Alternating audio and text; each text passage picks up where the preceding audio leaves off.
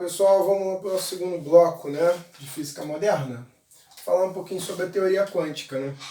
No primeiro bloco, nós tratamos sobre a descoberta, né, de uma nova mecânica, né, e a mecânica do muito pequeno, né, para escalas muito pequenas, né, da ordem de 1 angstrom, que é aproximadamente 10 a menos 10 metros, né? 0, seguido de 9 zeros, e aí vem a primeiro algarismo, né, da grandeza.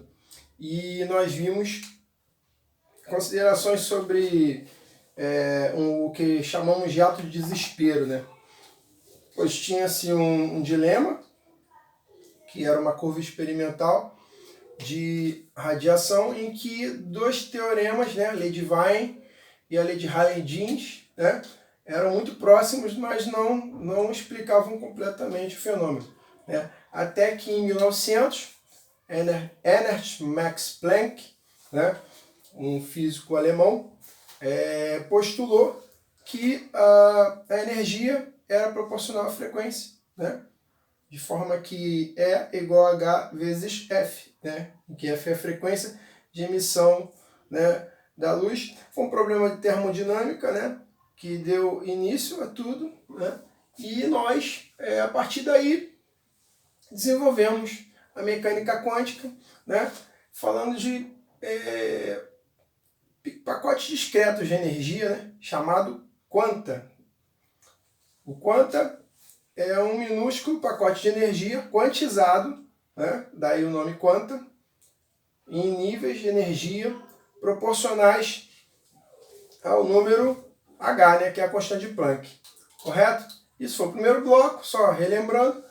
Agora vamos considerar a teoria quântica e falar dessa nova mecânica, que não é tão compatível com a mecânica clássica, né? Houve uma mecânica semiclássica postulada por Bohr, mas explicou somente o átomo de hidrogênio, a gente vai ver isso mais à frente, correto?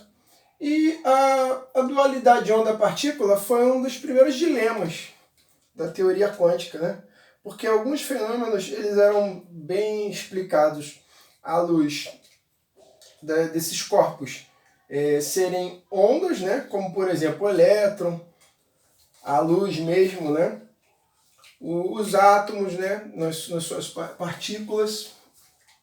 E em outros experimentos, como por exemplo o efeito fotoelétrico, que nós vamos ver mais à frente também, à luz de teoremas de partícula. Então aqui foi mais ou menos uma síntese, né, de uma contradição que ocorre, porque a onda ela tem um comportamento, a partícula tem outro comportamento, né, nas escalas macroscópicas da mecânica clássica.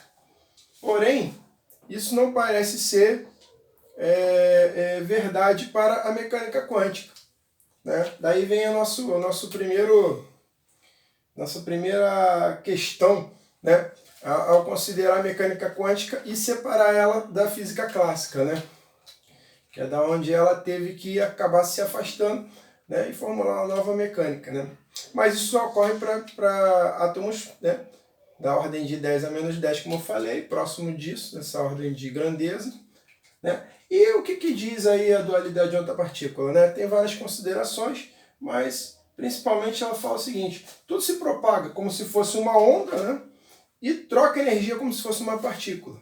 Próximo disso, nós vemos a mecânica quântica agir. E não há nada que anule o outro, né? Algo que possa romper, né? Essas teorias elas se complementam, né? E os estudos das escalas, né, como eu falei, né, é uma mecânica diferente, diverge da física clássica, né? E aí o Bohr, né, que foi um outro físico que postulou essa questão da quantização de energia nos níveis de energia dos átomos, ele fala o seguinte: não é nada uma questão, né, uma teoria da onda não anula a partícula e vice-versa, e sim são coisas complementares, são coisas que se encaixam, né, no muito pequeno. E Bohr postulou esse que foi chamado de princípio da complementaridade. Essas coisas não estão separadas, porém são, né, à luz do conceito da teoria, são diferentes, porém complementares. Ok? E quem fez esse encaixe entre onda e partícula a princípio, né?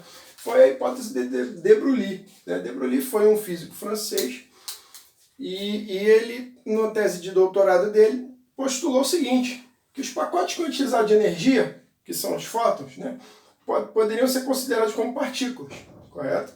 Isso já vem a grande contradição, porque a luz, né, os fótons, que são bósons, né, transportadores de energia de massa nula, né, se comportam como a gente vê na física clássica, apresentando fenômenos de reflexão, refração, difração, interferência, polarização, né, e por aí vai. Fenômenos ondulatórios. Né, e aí ele vem e fala que pode ser considerado como partícula, né, a princípio. Né. Deve possuir momento linear, né, e se é uma partícula, tem momento linear. Né. Na física clássica, sabemos que corpos que possuem são partículas, né, possuem momento linear, quantidade de movimento, né, ok? E aí ele postulou o seguinte, que a energia ao quadrado, tá, é igual a momento linear multiplicado pela velocidade da luz ao quadrado, mais a lei de Einstein, né, a teoria de MC2, correto? Que também é energia, correto? Então, se nós considerarmos que o fóton, né, para atingir a velocidade da luz, como ele tem C, ele precisa ter massa nula, ok? No entanto, isso aqui vai ser anulado, porque a massa nula, todo esse termo vai a zero. Fica aqui, extraindo a raiz quadrada de PC2, né, fica E igual a PC, né, então a energia é igual ao momento linear vezes a velocidade da luz, correto? Portanto, energia é o quê? Constante Planck multiplicado pela frequência, correto? E aí daí, se a gente isolar o momento linear, fica HF sobre C, só que F sobre C é o quê? É 1 sobre lambda, correto? Portanto, de Broglie postulou que momento linear era igual a constante de Planck, né, a razão entre a constante do Planck e o comprimento de onda específico desse corpo, né? Desse corpo não, perdão, dessa partícula, né? O fóton emitido, correto? E tendo comprimento de onda tem frequência. Portanto, nós conseguimos aqui, através dessa equação, fazer a união entre onda, que possui comprimento de onda, e partícula, que possui momento linear. Isso é linkado através desses dois conceitos, né? Formulando, então, uma nova mecânica, dando ênfase, né? Dando legalidade a todo esse conceito, né? Da dualidade onda-partícula. Portanto, nós, nesse bloco, só podemos levar em consideração, para efeito de cálculo, que o momento linear é igual a constante de Planck, e a gente sabe que a constante de Planck é quanto, pessoal? Só relembrando que a gente viu no primeiro bloco, correto? A constante de Planck, ela é uma constante da natureza, correto? E vale 662, 6,62, multiplicado por 10 elevado a menos 34 joules segundo, ok? Uma unidade de ação, ok? Só para a gente lembrar. O comprimento de onda vai depender do fóton específico, da cor do fóton, né? Que vai ter o seu comprimento de onda específico, né? E conseguimos encontrar um momento linear, que também a gente sabe que na mecânica clássica,